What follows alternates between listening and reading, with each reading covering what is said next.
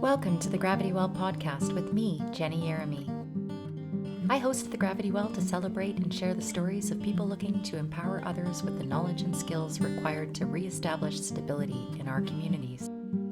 My mission is to work through heavy issues in conversation and process in order to lighten the load. I acknowledge that I live on the traditional territories of Treaty 7 and Métis Districts 5 and 6. The treaties and self-governance agreements established by Indigenous peoples were created to honor the laws of the land, maintain balance with nature, and give back to uphold reciprocal relationships. This knowledge and intention are what guide the Gravity Well conversations. I ask for genuine dialogue, real hearts, and openness to different perspectives. This is your invitation to find common ground with me. Positions taken by participants, either individually or collectively, do not necessarily represent those of the Gravity Well. This podcast is dedicated to the natural world, our children, nieces, nephews, grandchildren, and all future generations. The Gravity Well is on YouTube and streaming wherever you get your podcasts. If you like what you see and hear, remember to like and subscribe. Good afternoon, Alberta. It is Saturday, February 28th, 2026. Just giving you your weekly update of all things grassroots happening in Alberta. So first of all, I'm here in Calgary, Alberta. I'm a geophysicist, an oil and gas liability expert turned environmental activist, and host of this podcast, The Gravity Well. Please make sure to like and subscribe to this episode. Help get the reach out to the people that spend the time in Alberta helping inform you on everything that's happening on a grassroots level, on an environmental level, on a social justice level. It's really important that you get involved. This is my way of helping you understand what is out there for you and what ways you can get involved. So first of all, I'm going to update you on the recall petitions. So thank you everybody that has completed. We've collected over 30,000 signatures across the province already. Thank you so much to all those campaigns that got their stuff across the finish line, who braved the weather, who braved the conversations with your neighbors. You gave opposition to the separatist movement in Alberta. You should be very proud of that. I am super proud of it. 24 real campaigns are a pretty phenomenal undertaking. Take a bow, Alberta, and this is just the beginning. We're just getting started, so well done. I'm excited to share a conversation that I just had with Amery from Desmog, helping us understand all this. We're going to break down Smith's addresses right away here at the end of this segment. There are still 9 recalls still underway, though. I was out with Recall Mickey in Calgary-Cross today, remembering that your MLA in Calgary-Cross is our justice minister, and he has been up to no good. He's used the notwithstanding clause 4 different ways. He's used it against teachers. He's used it against trans youth. He's used it against professionals. He's used it to overrule an unconstitutional question, separatist question. And he's also used it to grant himself ultimate authority. So please get out there, sign that petition, go to recallmickey.ca to get involved in that one. I'm going to be with Recall Fur in Calgary-Pagan tomorrow, as well as Recall Peter Singh in Calgary East. Those 2 campaigns are wrapping up in the next few days. Please, if you haven't already, go to recallfur.org or recallpetersingh.ca to sign those petitions. Then we've got your healthcare minister, and the MLA for Red Deer North is Adriana LaGrange. So Recall LaGrange is still going. We've got Recall Jackie in Fort Saskatchewan, Bakerville, Recall Justin Wright in Cypress Medicine Hat, Recall Ron Weeb in Grand Prairie Wapiti, and saving the best for last, we've got Recall Danielle Smith in Brooks Medicine Hat. Remember to tell your Brooks Medicine Hat friends to text or call 587-4488-911. This is truly an emergency situation here in Alberta. Tell anybody you know in Brooks Medicine Hat to get out there and sign that. We are headed for a serious world of debt if we don't stop this. So make sure they understand that this is their big opportunity to upend this government immediately. I will also be carrying the coal petition with me. So remember to go to waternotcoal.ca and get to sign up as a petitioner for the Water Not Coal campaign. I've been out several times with the recall petitions and have gathered 50 signatures without even really trying. It's a really obvious question for Albertans to ask ourselves. Do we care about water or coal mining for coal that is not even really worth extracting? This is mostly going to billionaires from Australia. We do not want this in our headwaters.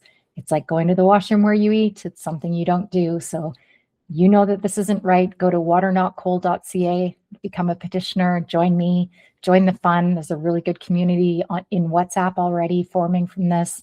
We're coming together in many ways, folks. This is really great. You can also check out my latest conversation with Charlie on the Midas Network. It's called Reclaim Alberta. Danielle Smith is losing it. We speak a little bit already about the address that Danielle Smith just gave and what it means for Alberta and Canada. And he's also offered 3 other conversations that we've had already. Please check that out. He aired our Midas Town Hall here in Calgary. I encourage you to watch that too. It was a very energetic and uplifting opportunity. And Charlie's going to be back in May. I will be seeing him there. We're going to the Public Interest Alberta Common Purpose Collective Action Conference. That's in Edmonton. I get to present this new project we're working on, this water-centered participatory democracy project. Really excited to share that with some like-minded individuals, and really excited about the work that's just forming from great people across Southern Alberta and elsewhere. Super grateful to Charlie and to Midas Canada for the opportunity to share a better story of Alberta for Canada. Obviously, this platform too. I really appreciate your support. Again, please remember to like and subscribe. Also, I want to remember to mention that the Forever Canadian campaign is starting a phase 2. In the face of this referendum, they are offering some education, some activism, and obviously some get out the vote to make sure that everybody gets out there and offers our opposition to these questions. I'm hoping to have a conversation with Thomas and that campaign as well. Lastly, an action for you this week. So I went to the Canadian Pension Plan Investment Board presentation on Monday this week. I was happy to see Jeremy Appel posted as well on the Orchard in Substack that the sentiment was similar in Edmonton than it was in Calgary. I was really pleased to see that there were many Calgarians who were offering pushback against continued investment in fossil fuels and investment in genocide. So I encourage you to check out my Substack. I did a Substack post about this. And if you're inclined, please send a note to the CPP Investment Board. Let them know that you don't support these investments either, that you want them to start directing their funds towards something meaningful. It's very clear that the fossil fuel industry is not planning on putting up their private dollars towards pipelines or carbon capture and storage, which is the critical technology to justify any further fossil fuel expansion. So they're telling us that they're not doing the work. The CPP Investment Board needs to make sure that they stop giving them money for something that isn't legitimate. So please take a look at that and submit something on your own. With that, I do want to say that my heart goes out to the people of Iran and the broader Middle East region. The US has declared, the SET declared that they crashed the Iranian dollar intentionally. There are people in Israel who have bragged about having both CIA and Mossad agents on the ground trying to start riots in Iran. That didn't work. They've been pretending to do negotiations, and now the US or Israel has began their attack on Iran and targeted an all-girls school. It looks like more than 100 children and teachers have had their lives taken from them. My heart goes out to Iran. I'm looking forward to having a conversation with Wissam Khaled, one of our local Palestinian resistance leaders who I've had the privilege of speaking with a couple times on the podcast. Looking forward to speaking with him again about this travesty. Time for us to stay together, stay united, and trust that good will overcome in the end if we stay together. With that, I want to introduce my conversation that I had with Amery of Desmog. So Desmog is a media outlet that focuses on lifting the veil for the pollution that we see in PR. So Amery and I walk through the 2 addresses that Smith gave both in May of last year and in February of this year. We help you understand what she's really saying, what the real issues are. Don't worry, we don't go into the 9 referendum questions. We stop short of that, just explaining that there is a bigger issue at play here. Her investment, reinvestment, and expanded investment in fossil fuels is truly the biggest way that she is misleading us, and we need to address it. So please listen to this. It was a great conversation. Thank you so much, Amery, for playing with me. We're going to try this again, so please, any feedback you have on this discussion is greatly appreciated. Have a great rest of your day, everyone. I am super thrilled to have Mary Stuart, who is the editor in Canada for Desmog. She is going to walk with me through Premier Smith's both of her addresses back in May of last year and now in February of this year. I'm really thrilled to be breaking through the smog with you, Mary. Can you just take a moment to give us a little bit of background how you got to work with Desmog and the work that you're doing there, please?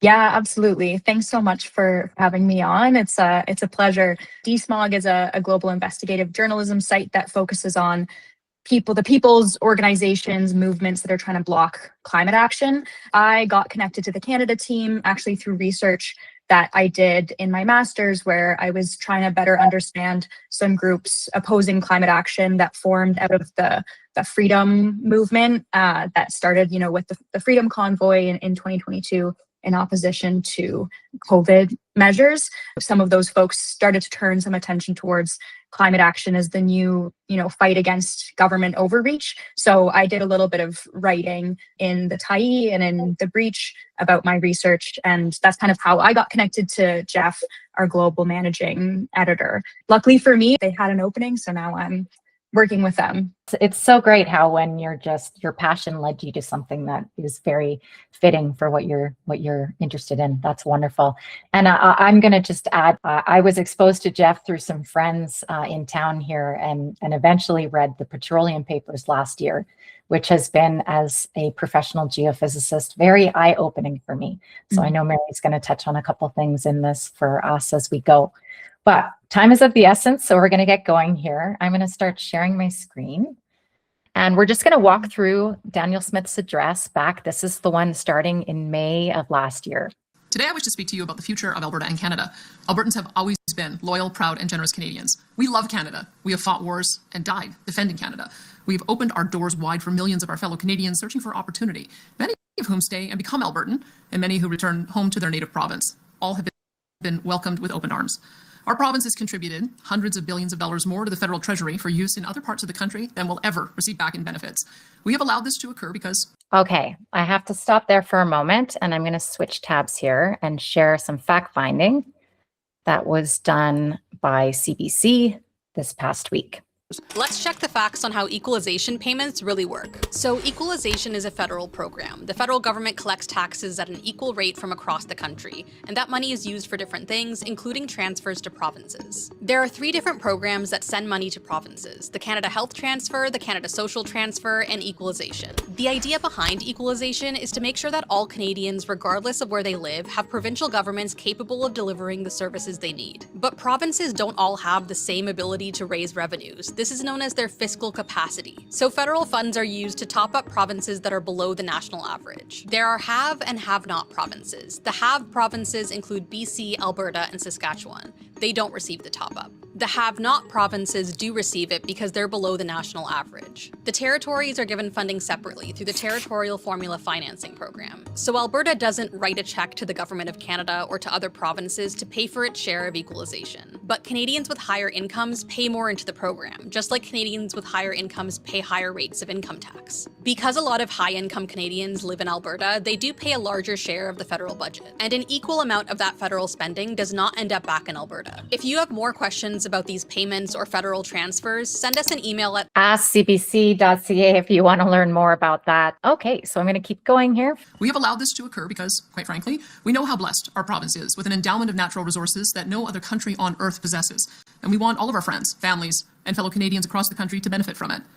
We don't ask for special treatment or handouts. Okay, I have to stop there and do some fact checking. The TMX project that just completed was a $35 billion handout from Canadians.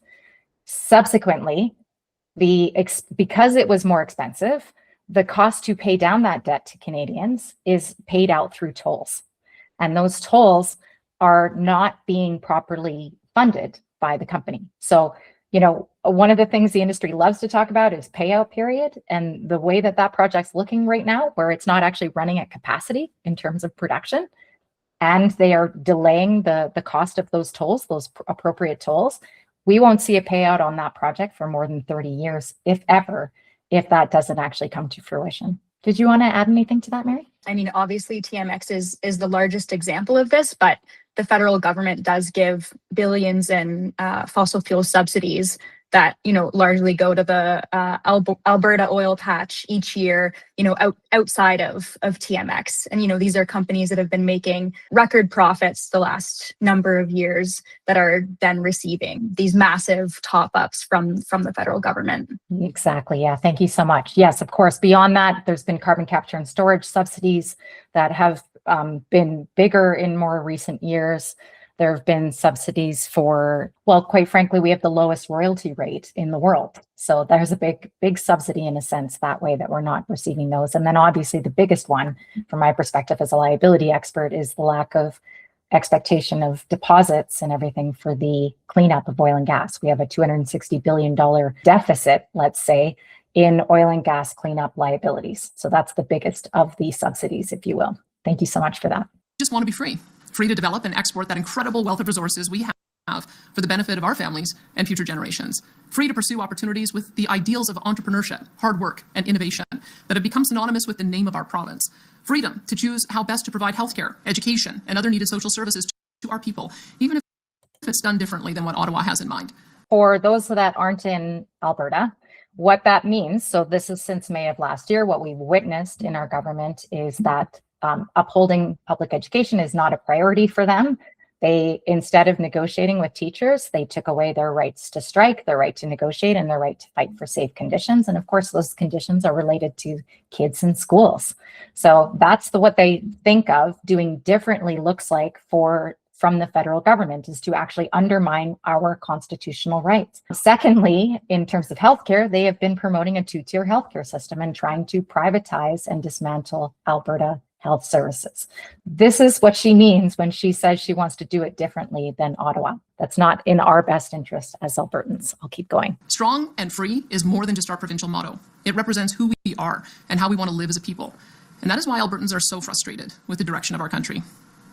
For the last 10 years, successive Liberal governments in Ottawa, supported by their new Democrat allies, have unleashed a tidal wave of laws, policies, and political attacks aimed directly at Alberta's free economy, and in effect, against the future and livelihoods of our people.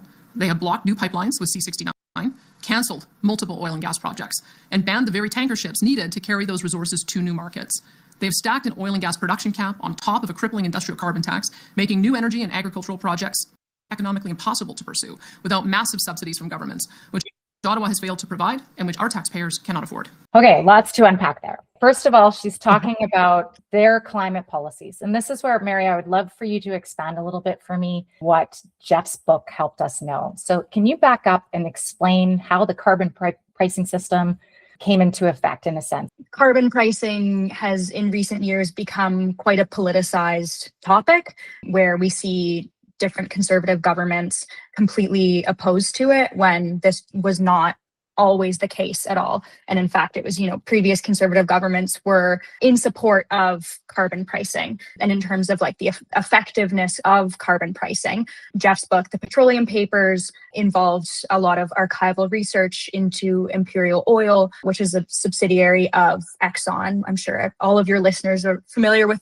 both of these companies. Back decades ago, Imperial Oil was doing research to better understand climate science, impacts of climate change, and then also how to actually address climate change. They put out, I believe in the early 90s, a document on how to address climate change and looking at how a price on carbon would actually be incredibly effective at limiting emissions and that it would not harm the Canadian economy overall, especially, given the fact that it would allow the government to raise large revenues. What it did find was that for itself as a large company building within the oil sands, it would harm its own bottom line. And so from that point forward, Imperial Oil created talking points for its own executives to actually spread the idea that, totally counter to what it found in its own research, it started spreading the idea that climate solutions are not effective, will actually harm the economy, will harm, consumers in that way. And so that's how, we see this kind of climate obstruction that we've had for decades is quite calculated by companies who had a ton of knowledge about the issue of climate change decades ago. Thank you. So I think one of the things that I really took from the book is the fact that as you said, so they developed this policy. It was an ask of industry. There was an acknowledgement all the way back to the 50s. They had recognized that they were creating a problem. In the 70s, they started actually modeling this issue. In the 80s, the climate scientists validated all of their models. And then in the 90s, it was time for them to actually put the pedal to the metal. And so they came out with this policy. In my view, I think the carbon policy was put in place to avoid talking about water and to avoid talking about methane. Because to me, when you're talking about carbon emissions, then you're limiting the scope only to like the secondhand smoking of the industry, and you're not really focused on the heart of the issue, which is that methane pollution. But regardless, the point is the industry both understood and knew that climate policies were necessary because fossil fuels were in fact warming the planet at an unsustainable rate, and we needed to address it. So it was that when she says their policies stopped us, she's talking about conservative driven policies that were actually came out of the industry themselves.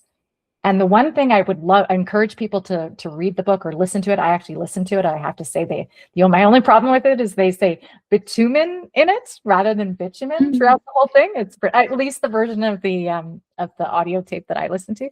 In it, they actually quote from documents at Imperial.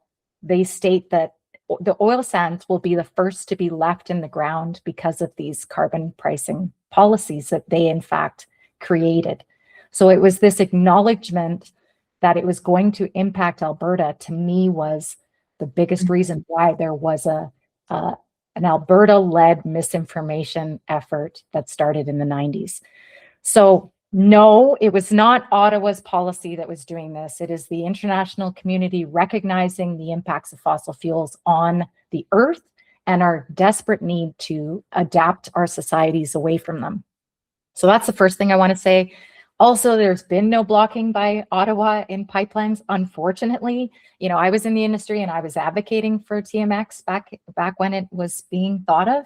Again, I really thought that us being able to get to a different market was a sensible thing to do, because of the way we were witnessing the US taking all the profits and leaving us sort of behind whenever times were hard, right? Because of our price being worse than this. Whenever they found new opportunities, they sold out of Canada, and that's happened for decades. The other thing is she mentions the tanker ban, and I do want to run a video. I'm going to switch to that quickly here. Elizabeth May did a fabulous job talking about why the tanker ban exists, if you will. The inner waters between Haida Gwaii and the coast of Canada, the west coast of Canada, is something called the Hecate Strait. You should look it up. It's the most dangerous body of water on the Canadian coastline, according to the Government of Canada, and the fourth most dangerous body of water on Earth. It has tides and currents that are extraordinary, 10 to 30 meters. They sometimes go down so low that they expose the ocean floor. That's why there's been a tanker moratorium on our north coast since 1972.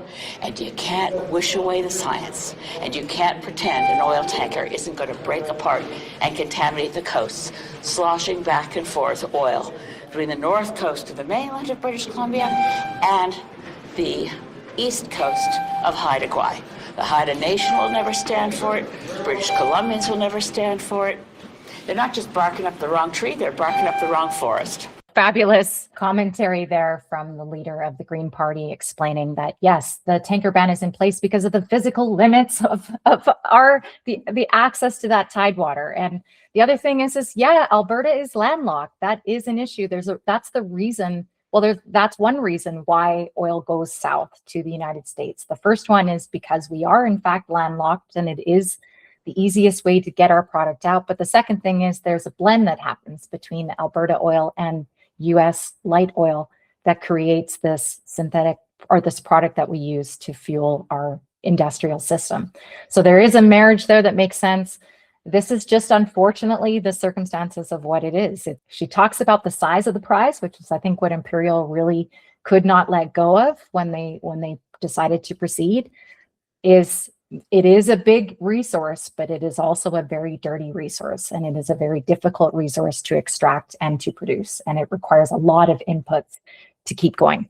This onslaught of anti-energy, anti-agriculture, and anti-resource development policies have scared away global investments to the tune of $500 billion, driving those investments and jobs out of Alberta and Canada to much more attractive investment climates in the United States, Asia, and the Middle East.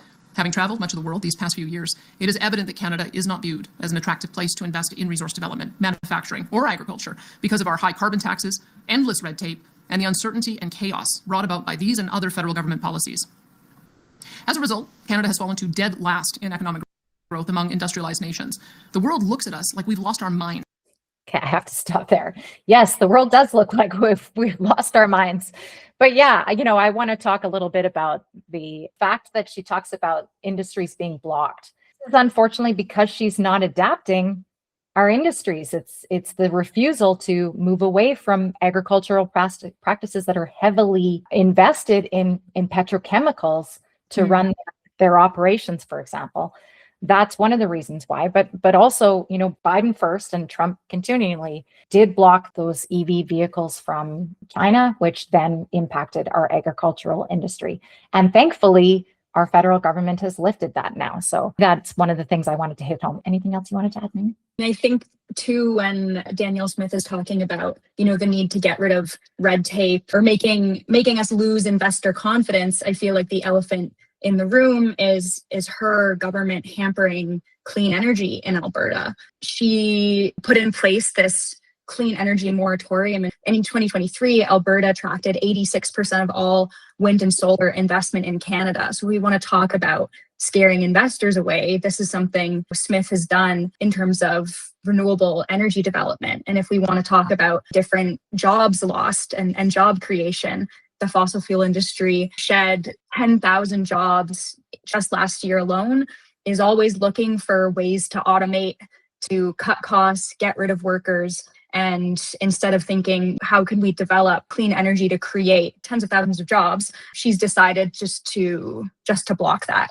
Yeah, thank you. So how that plays out in dollars and cents is we've shed 10,000 jobs in the oil and gas industry in 2025 alone. Part of that is Imperial Oil itself, the company we were just talking about, shedding their office in Calgary. This is a benchmark in Canada gone. So it's very obvious that they are retreating and taking the profits while shedding jobs. Meanwhile, this province blocked 24,000 jobs from clean energy, as well as $33 billion worth of investment. So yes, this is how it plays out in dollars and cents. But as you rightly say, Mary, this impacts all of the provinces because the way Alberta misleads is spreading to the other provinces. Saskatchewan is following suit. Even BC is not. They're producing LNG and they're letting LNG facilities by LNG Canada pollute at 15 times their spec right now at times. So there's definite slide across Canada based on Alberta's misleading, I would say. We have the most abundant and accessible natural resources of any country on Earth, and yet we landlock them, sell what we do produce to a single customer to the south of us, while enabling polluting dictatorships to eat our lunch. For Albertans, these attacks on our province by our own federal government have become unbearable. As I said, these policies have cost Albertans roughly $500 billion in investment, and that loss is growing daily. It has and will continue to cost hundreds of thousands of jobs, robbing countless Albertans and other Canadians of their means of providing for their families.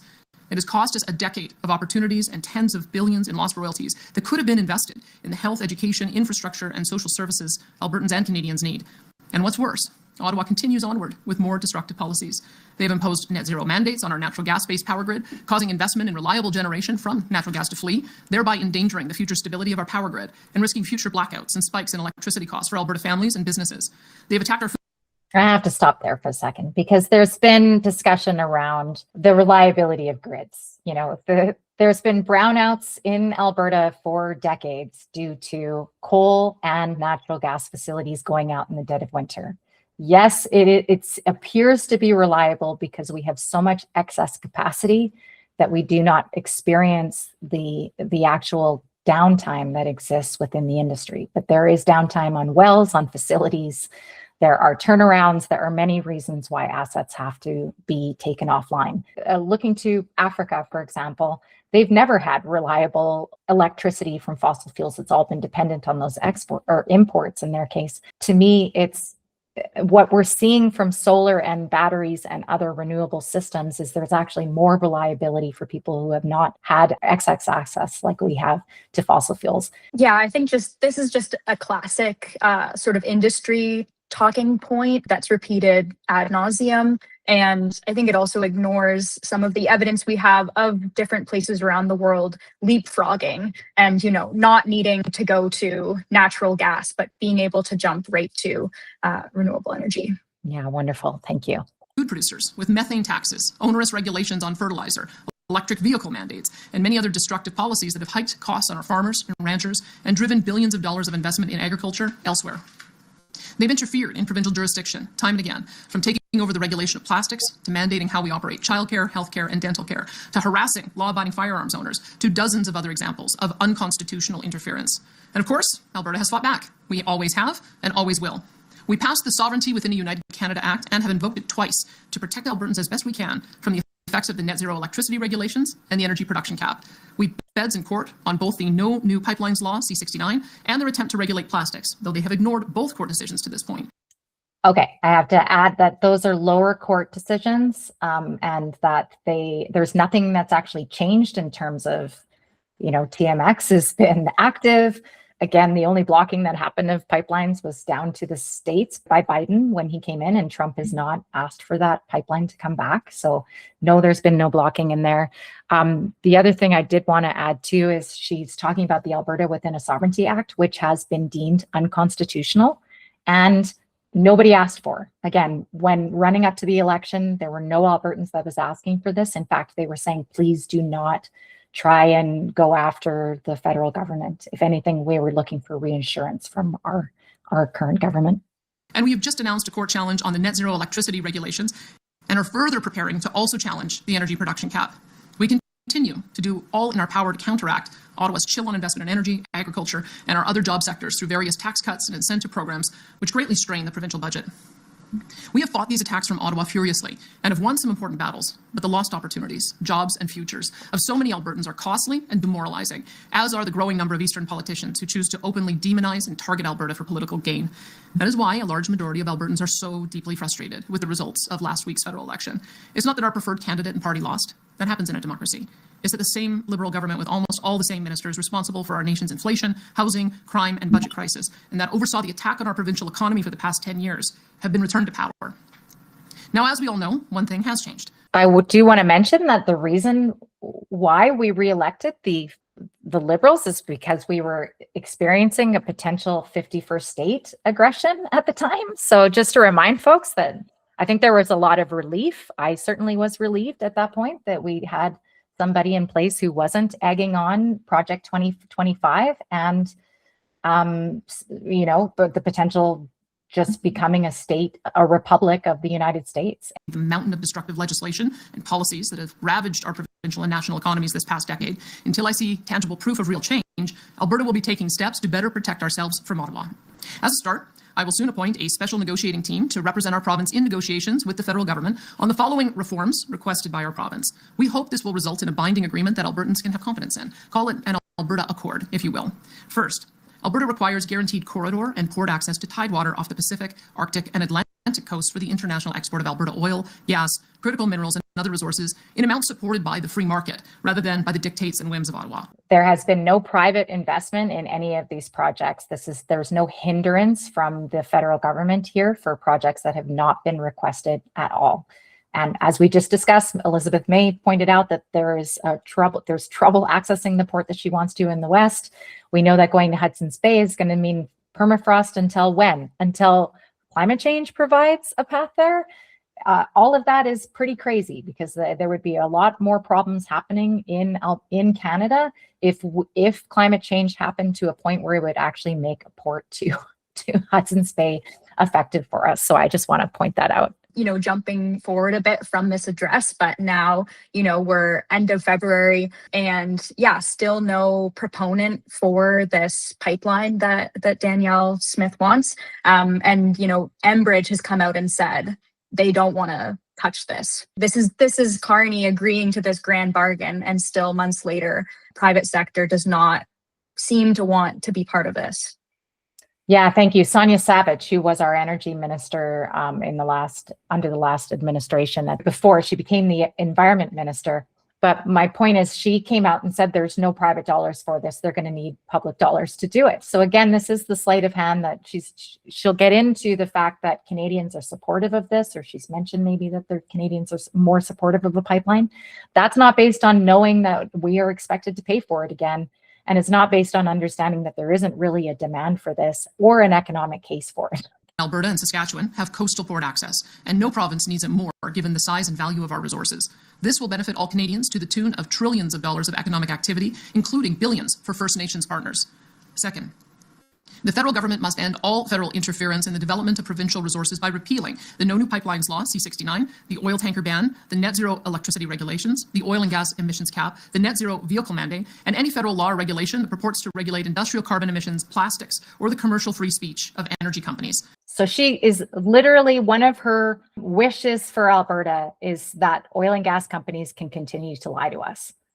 That's one of the wishes. She wants to increase plastic pollution. And actually, in the later address, she talks about removing the distinction of certain plastic hazards. Right then and there, he mentions something about maybe prosperity, working with First Nations on this kind of project. With this, she signs, later, subsequent to this address here, she signs this MOU with Carney with not even any consultation with First Nations beforehand. They just sign into this MOU agreement that they can adjust the tanker ban, which many First Nations are completely opposed to and remain opposed to. And so you see here that, the actions aren't following this statement of promoting or promising prosperity.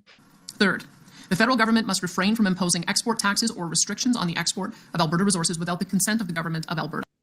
This was happening by Trump at the time. Just reminding everybody, this is when Trump was threatening tariffs on Canadian oil. It had nothing to do with Canada. Frankly, all provinces should be given that same respect for their resources. And fourth, the federal government must provide to Alberta the same per capita federal transfers and equalization as is received by the other three largest provinces, Quebec, Ontario, and British Columbia. Which we know is a lie now based on what we just saw. They aren't getting those subsidies. We have no issue with Alberta continuing to subsidize smaller provinces with their needs, but there is no excuse for such large and powerful economies like Ontario, Quebec, BC, or Alberta to be subsidizing one another. That was never the intent of equalization, and it needs to end. If these points can be agreed to by the federal government, I'm convinced it will not only make Alberta and Canada an infinitely stronger and more prosperous country, but will eliminate the doubts a growing number of Albertans feel about the future of Alberta in Canada. While these negotiations with Ottawa are ongoing, our government will appoint, and I will chair, the Alberta Next panel. This panel will be composed of some of our best and brightest judicial, academic, and economic minds to join with me in a series of in-person and online town halls to discuss Alberta's future in Canada, and specifically, what next steps we can take as a province to better protect Alberta from any current or future hostile policies of the federal government. Details of the membership and scope of that panel will be released in the coming weeks. After the work of the panel is finished, it is likely we will place some of the more popular ideas discussed with the panel to a provincial referendum so that all Albertans can vote on them sometime in 2026. So we know that's October 2026, so she's planted the seed of it. The Alberta Next panels, so for a non-Albertan audience, you had to watch a propaganda video to completion and answer questions that they had predetermined with predetermined answers in order to participate. And then when you attended, they actually would block the mic from people that wanted to actually question what they were doing, and they had other people lined up to do it. They would sit you down if they decided the time was up on questions.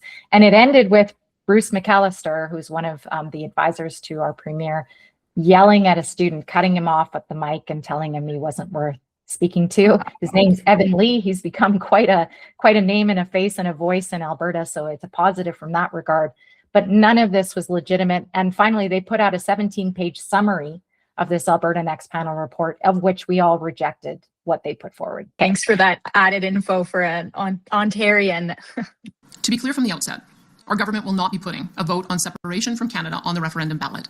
However, if there is a successful citizen-led referendum petition that is able to gather the requisite number of signatures requesting such a question to be put on a referendum, our government will respect the democratic process and include that question on the 2026 provincial referendum ballot as well. I also want to state unequivocally that as Premier, I'm entirely committed to protecting, upholding, and honouring the inherent rights of First Nations, Métis, and Inuit peoples. Therefore, any citizen-initiated referendum question must not violate the constitutional rights of First Nations, Métis, and Inuit peoples, and must uphold and honor Treaties 6, 7, and 8, should any referendum question ever pass. This is... Okay, so I'm going to stop this one and we'll switch to the new one now. And I just want to mention that it was ruled by Justice Fesby that the question that this referendum is asking is in fact unconstitutional. Good evening, my fellow Albertans. With the new budget approaching and a shifting geopolitical landscape, I wanted to take some time to speak with you about how your provincial government plans to navigate these challenges while ensuring Alberta continues to prosper. I'd like to start with the good news. The Alberta economy is once again booming. We are leading the entire country in virtually every economic category, from job growth to investment to GDP to wages. The Energy Agreement, or MOU, signed with Ottawa last year, has eliminated both the destructive oil and gas production cap and the net zero power regulations. These two victories alone have had an immediate supercharging effect on our economy. In just the last few weeks, we have had tens of billions in new projects announced, including several new AI data centers, the expansion of TMX and other pipelines headed west and south, and a final investment decision by Dow Chemicals on their multi-billion-dollar plastics facility. And that's just the start. In the coming year, we expect tens of billions in data center and power generation announcements, oil production facility expansions, and approval from the federal government for a 1 million barrel a day pipeline to our west coast bound for Asian markets. These investments will create a massive number of new jobs for Albertans and will prime the pump, so to speak, for more investments in all sectors of the economy, from agriculture to tech to tourism to aviation and everything in between. It's an exciting time for our province. However, okay, so before we get into the however, first of all, we didn't ask her to run on this. If you remember, if you back up to before 2023 election, the ask of Alberta was a just transition. So they presented a emissions reduction energy development plan, which was supposed to actually be net zero and be leading us towards this energy transition. It was supposed to include a 2035 electricity net zero. All of that is thrown out the door. And when she's talking about prosperity, we just mentioned that we've shed 10,000 jobs, and now she's about to explain what's happening with our actual bank account. Very serious growth and budget challenge that must be addressed. In the year I became Premier, the price of oil averaged $90 a barrel US. These strong oil prices saw our budget enjoy royalty revenue of over $25 billion and a surplus of around $12 billion, which we used to build up the Heritage Fund and pay down provincial debt. Since that time, however, the price of oil has fallen by over $30 a barrel to around $60. Each $1 drop in the price of oil means roughly $750 million less in oil royalties for the province. The result? What had been a $12 billion surplus in 2023 at $90 oil has turned into a large budget deficit at $60 oil. This is not the first crash in oil prices our province has faced, nor will it be the last. What is unique about the current oil price crash versus others in the past is that our economy today is more diversified, resilient, and still growing despite the drop in oil price. To put it bluntly, people across the country and around the world continue to want to move to our province in very large numbers to pursue job opportunities and prosperity. In the past, Canada's responsible immigration policies, such as those under Prime Minister Stephen Harper. Okay, Stephen Harper's policies actually had to be revoked. There were resignations, I understand, from it was Safe Countries mandate. So, this is not a good reference for us and not a good sign that she's referring to Harper in. Just her talking about, diversifying an economy. It feels like there's a lot mixed in there where, she's talking a lot about oil and gas still, and then talking about this deficit to quickly move on to immigration as if, this is a bigger issue than this massive deficit tied to Alberta's sort of royalty regime that doesn't bring in that much revenue because it's so tied to the price of oil and its fluctuations. But just to say that, big example of diversification that she gives are these AI data centers. And just want to mention that, Desmog did some reporting on how the fossil fuel industry sees the ballooning of energy demand tied to data centers as being its next big growth opportunity. This is what the head of TC Energy said himself, I believe, in 2024. Just to say that, this diversification with AI data centers is so tied to just a further expansion of natural gas. Yeah, thank you. So the diversification she's talking about is diversification of the use of fossil fuels. It actually there's been no diversification. This is precisely the problem. And you're right, there's a natural gas field right under Olds that they're looking to exploit for this obscene data center that would use enough energy as what Edmonton uses annually. So yes, these are massive additions to our energy use, trying to justify an increased energy demand. And clearly that's where the plastic piece comes into this too. If we're producing plastic, we're using our resource right here, we're justifying that expansion. And again, we are not helping Canada address the serious crisis that we're facing in terms of both the climate, but also a water shortage. When she talks about doubling fossil fuels, she's also talking about doubling the net water use every year. So for example, when we say when we're producing or exporting 4 million barrels a day, we are simultaneously polluting 4 million barrels a day of fresh water at the same time. And when she talks about doubling production, if we were to do that, so if we do 250 billion liters a year of fresh water, if we double production, that is 500 billion a year. And we would double the oil sands in 4 years. For the amount of volume that's sitting in the oil sands tailings ponds, it's 1.7 trillion liters. It would only take us 4 years to match that at the rate that she's talking about. So yes, it's absolutely obscene that we're talking about any sort of diversification. There has been none. And she's explaining that we're going to see a $10 billion deficit. We've now seen the number of $9.4 billion this year, and they're projecting 3 more years of deficits, which is a rule that they put in themselves that they are now breaking and claiming at the same time that we are doing wonderful. It's very twisted. International immigration to manageable levels in Alberta so that our province could keep up with the growth of our economy and population. It also ensured that new immigrants primarily arrived here with highly valuable skills, a good job, and started contributing income taxes the moment they arrived. That is the story of the vast majority of our amazing new Canadians who arrived here during that time and are now citizens. These Albertans were and are a huge strength to our economy and provincial culture. And then came Justin Trudeau's disastrous open border immigration policies, which have caused an unprecedented strain on our healthcare, education, and other social programs.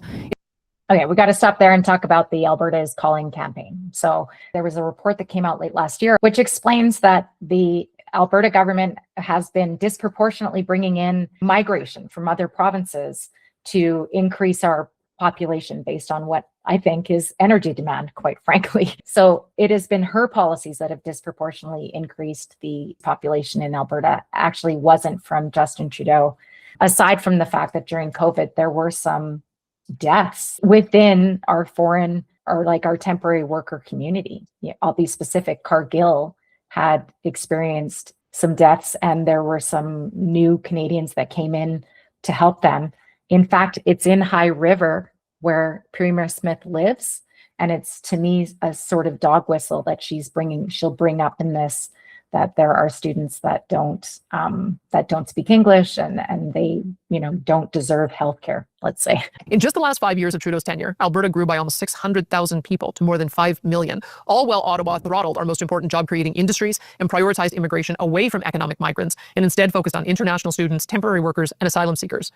Adding 600,000 people in 5 years is like adding half the city of Calgary or Edmonton in 5 years. Although sustainable immigration has always been an important part of our provincial growth model, throwing the doors wide open to anyone and everyone across the globe has flooded our classrooms, emergency rooms, and social support systems with far too many people, far too quickly. So again, in her address she gave, there's a video of her saying that she wanted to double Alberta's population in 5 years. This was her call, not Trudeau's. And a lot of people argue that this was an attempt to create this crisis so that she could then say that this is Ottawa that did this to us. This was only 2.5 years ago, right? So a really quick about face on immigration. Absolutely. As just one example, our student population has skyrocketed by more than 80,000 students in just the last 4 years, and more than 140,000 students now having English as their additional language. Is it any wonder that our teachers and students are struggling so much with classroom complexity and crowding? To sum up, our budget challenge. Low oil prices combined with an out-of-control federal immigration policies are together driving unsustainable budget deficits, not just here, but across. So again, she's admitting that oil prices, the thing that we were trying to get away from, this thing that was making us have these boom and bust economies we were finally going to break free from, have failed us yet again. And here we are in debt. The country. That's the problem. So what's the solution? Today, I want to share with you a 3-part strategy to address this budget challenge without resorting to deep and disruptive cuts to core social services. The long-term strategy was announced last year.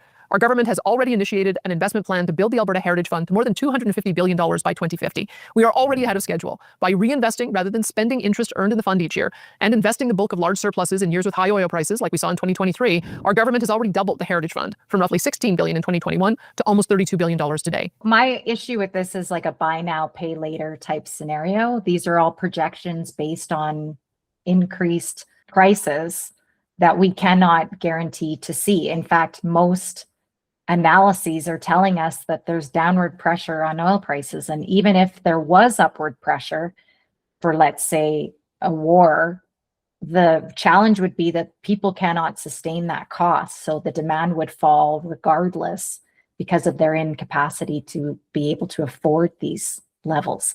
So to me, oil is in a pinch point where they can't increase their price because the alternatives are so cheap that it becomes super obvious for people to, like you said, just leapfrog away from the system entirely. Just that it's quite concerning. Yeah, agreed. Okay. Quickly, you could move the dial. We just have to stick with it. If future Alberta governments continue with this strategy through to 2050, the annual interest earned on the Heritage Fund each year will ensure we can weather any short-term dip in oil and gas prices and non-renewable resource revenue. When we reach this goal, Alberta will be forever free from its over-reliance on oil and gas revenues. We need to stay the course. In addition to our long-term strategy, our government also has a medium-term strategy to double Alberta's oil and gas production and exports to more than 8 million barrels a day by 2035. Doing so will allow us to secure higher resource revenues for our budget, even when energy prices are lower like they are today. And when energy prices bump back up, our province will see large surpluses, which will help us to reach the $250 billion by 2050 Heritage Fund target that I just outlined. That is why our government will continue to work diligently on implementing the energy agreement signed with Ottawa to build 1.3 million barrels per day of additional pipeline capacity to the West Coast, while also working with our great Canadian pipeline companies to expand pipeline capacity headed south. We will also continue to work on our agreement signed with Ontario to send hundreds of thousands of barrels of Alberta crude to their refineries and explore opportunities to unlock deepwater port access for our energy resources in the Maritimes, Quebec, and the Hudson's Bay. Alberta will double our pipeline capacity over the next 10 years, and our oil producers will grow and fill that pipe. We will not permit Alberta's and Canada's most valuable resource deposit, worth almost $10 trillion, to remain in the ground to the detriment of millions of Canadians. That's not going to happen. Now, having a medium and long-term plan is very important. However, what are we going to do about our budget situation in the short term? After all, we can't just sit by waiting and hoping for world oil prices to recover, nor can we trust the federal government to manage our immigration system in the best interest of Albertans.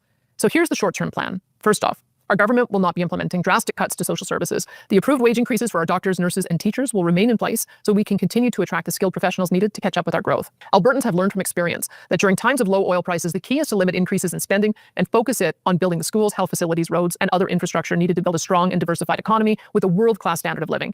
So instead of drastic cuts in upcoming budgets, we will instead be cutting unnecessary bureaucracy, improving efficiencies in program delivery, and prioritizing needs before wants as much as possible. So I'm thinking this is more privatization. It feels like there's, again, when they're talking about reducing bureaucracy, what we've seen so far is that is reducing the services that we're seeing for the public dollars that we're giving. It's going into private hands and we're getting less return. For example, healthcare, the outcomes from private for-profit care are worse than the public system. And the people, she's talking about dollars. In fact, since this address, she's mentioned that she's giving more money to the teachers.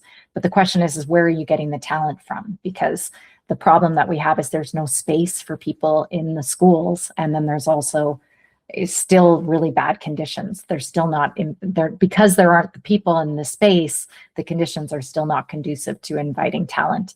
And I would not say that the continued wages that healthcare workers and teachers have seen. No, they in fact did not negotiate with teachers. They took away their rights to strike. They did not give them the wage increases that they were seeking. So that is again a lie. We'll continue to limit overall government spending increases to below inflation and population growth, implement more income testing for social programs so they are more financially sustainable, and critically, we will address head-on the challenge of out-of-control immigration levels that are overwhelming our core social services. Those are her solutions now, is to limit overall spending, test income. So to me, these are spending within our government. This isn't changing the fact that we are still investing in fossil fuels, and her plan still is to double down on the crisis that we are in rather than retreat from it and try to get us back on track. Yeah, we will just double production as if something that's easily done and will automatically provide an economic boon to Alberta will double pipeline capacity when, as you said earlier,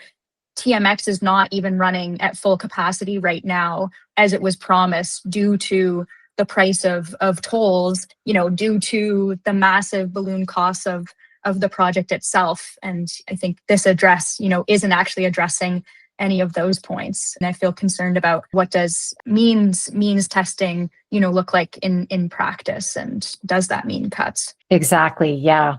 Thank you. And thank you very much for bringing in the fact that the TMX has not even been an economic and fruitful project. There is very clear evidence that it was a bad investment. And a lot of, I saw some analysts that suggest that there's really no more room to add export volumes either to other countries because of, China is now reaching a point where they are looking to, they've hit peak oil and they're starting to potentially decline faster than they expected as other countries take on the deployment that they've given them in terms of solar and batteries. The changes we need to make to immigration are a significant departure from the status quo, and therefore I'm seeking a referendum mandate from Albertans to implement them. On October 19th, 2026, we will hold a provincial referendum primarily focused on how Albertans want our government to deal with the issue of immigration, as well as steps we can take as a province to strengthen our constitutional and fiscal position within a united Canada. These were, far and away, the issues most strongly identified by Albertans during last year's Alberta Next panel, town halls, and online submissions. Again, not our choice. These were things that were forced upon us. They were their questions. This is what they wanted. My view, it is time to act on them. The fact is, Alberta taxpayers can no longer be asked to continue to subsidize the entire country through equalization and federal transfers, permit the federal government to flood our borders with new arrivals, and then give free access to our most generous in the country social programs to anyone who moves here. This is not only grossly unfair to Alberta taxpayers, but also financially crippling and undercuts the quality of our healthcare, education, and other social services. The October 19th referendum will therefore include the following questions. Okay, I'm going to forgo the last of these questions. We're just going to get into the fact that there are 4 constitutional testing questions as well as 5 questions around immigration. So again, she's just understating the problem to be those things as if the federal government's policies are the problem. No, the problem is the world is rapidly moving away from fossil fuels, and she wants to double down on that rather than address this issue and be a leader for Canada in terms of an energy transition. And the one thing I will add from somebody who is a professional, there's a huge cleanup economy that's ahead of us here in Alberta that is we're also being held back by from this government. We always talk about the clean energy rollout, but there is this beautiful economy of restoring the ecology for all of us professionals. I would, instead of mapping a reservoir, I could be mapping contamination, and all those jobs in between would change. So thank you very much, Mary. I really appreciate your time going through this with me, hitting this from a DSMOG perspective, helping people see through the misinformation that this premier is putting out for us and for Canadians. Any other last comments that you wanted to offer? Thank you so much for having me. It's been really wonderful. I mean, as wonderful as it can be watching the addresses.